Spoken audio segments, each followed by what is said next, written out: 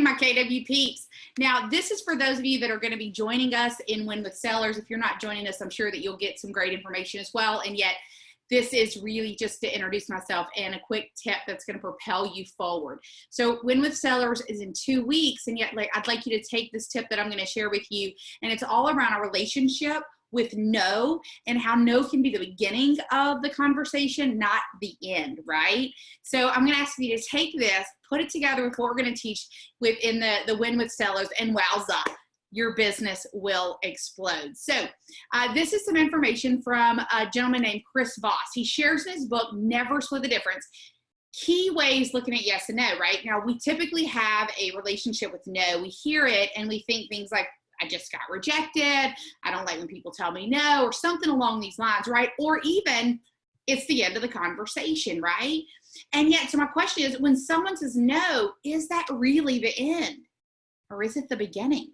So let me share some thoughts that you can immediately focus on, and these are going to empower you to view, right, the way that you see no, right? And so whether this is in a listing appointment, a buyer's appointment, or you're just having a dialogue maybe about price, or any of the things that come up in everyday life, right? So one thing that I'd like you to think about, because we're going to talk about no and we're going to talk about yes. Pushing hard for the yes doesn't get a negotiator any closer to a win. It may actually anger and push away the other side. So for good communication, no provides a great opportunity for you and the other party to clarify what you really desire by eliminating what you don't want, right? See, no is the start, not the end. Great communicators seek no because they know that's often when the real conversation begins, right? So these are some things that no could mean, right? So no can mean I'm not ready yet to agree. It can mean, hey, you're making me feel uncomfortable. It can mean I don't understand, right? Maybe I don't think I can afford it. I'd like to have something else. Maybe it's just I need more information, right? Or maybe it's that I need to talk it over with someone else, right? So no has lots of different potentials. So I'm going to ask or share with you to ask solution-based questions, right? What about this doesn't work for you? What would you need to make it work? It seems like there's something here that bothers you, right? See, people have a need to say no. So don't just hope to hear it at some point. Get them to say it early. Okay, so get people to say no early. That's going to be the start because it allows them to feel comfortable in the conversation. And that's what we're going to talk about in just a second. Now, on the flip side, before we go that direction, I'd like you to think about the relationship that we have to yes. When somebody tells us yes, is it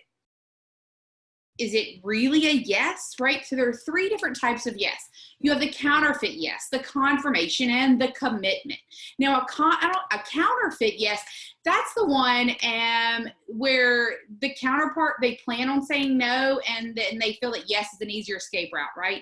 We've done this, and we've had it done to us, right? So somebody, yeah, like, let's do that. Let's get together. There's really no intention of doing that, right? Maybe you go on a listing appointment and everything seems to be going great and you don't get any objections. So they're yes, and they're like, we just need to think it over and we'll get back with you. And then they ghost you, right? That means they never call you back. They don't respond to anything. It was because yes was their escape route, right? Now, then you have the confirmation yes. Now, this is a reflexive response to a black and white question, right? It's just simply affirmation, no promise of action, and then the commitment yes. Now, this commitment yes, it is the real deal. This is a true agreement, right? Yes, you can come talk to me about listing my house. Let's set an appointment, right? True agreement. It is a yes at the table that ends with a signature on the contract. The commitment, yes, is what you desire, right? And yet there's knowledge in knowing that there are 3 types of yes, right? I bet you just learned something. So with the 3 types of yes, and of course, they all sound the same or almost the same. So you have to learn how to recognize which one is being used. Now, whether you call it buy-in or engagement or enrollment or something else, good communicators know that our job is to gently guide our counterparts to see their goal as his or her own, right? So using all of your sales skills to create rapport and agreement and connection is useful, and ultimately the goal or the way that person's really going to connect and own and give you that commitment yes is when they feel equally responsible, if not solely responsible, for creating that connection and the new ideas they have.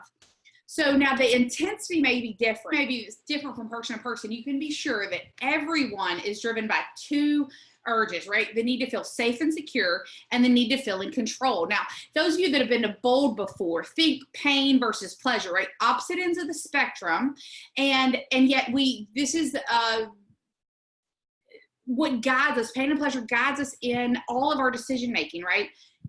And so if you think of pain and pleasure, or you think the pain of not being in control, the pleasure of being safe and secure, right?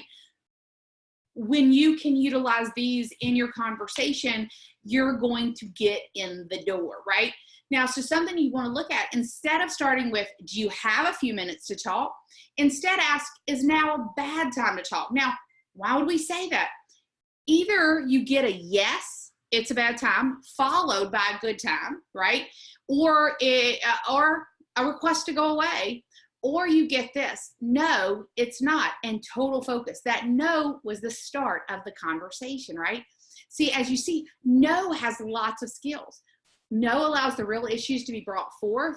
No protects people from making and lets them correct ineffective decisions, right? No can even slow things down, right? So that people can freely embrace their decisions and the agreements they enter into, right? No helps people feel safe and secure, emotionally comfortable, and in control of their decisions. And no moves everyone's efforts forward. Now, another way to get to know quicker is ask the party what they don't want, right? See, saying no makes the speaker feel safe, secure, in control, so trigger it. That's why it's now a bad time to talk can be better than, do you have a few minutes to talk? Right? Now, you've heard this so often, right? Every no gets us closer to a yes. So I trust this gives you a little bit more insight on getting closer to that yes. Now, if this has been helpful to you, and I trust that it was, who can you share it with? And utilize it as a conversation starter to get them to enroll in Win with Sellers with you. See, that's all that I have for you today. Olivia Roberts, MAPS Mastery Bold Coach, signing off. Be bold.